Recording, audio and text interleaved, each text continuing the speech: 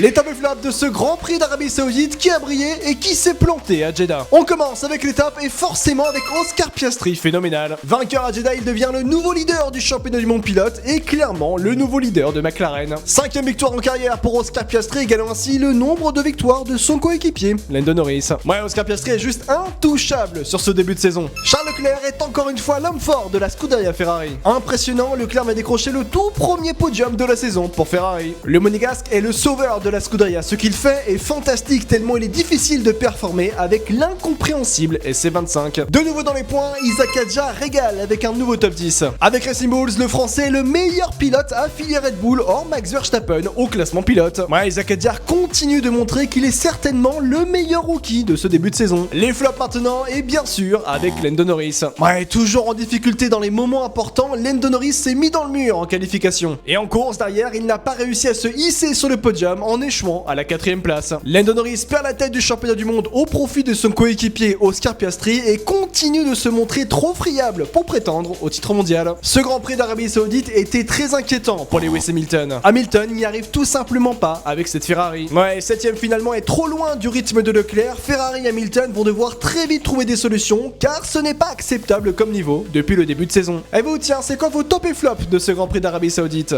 Eh bah dites-le en commentaire.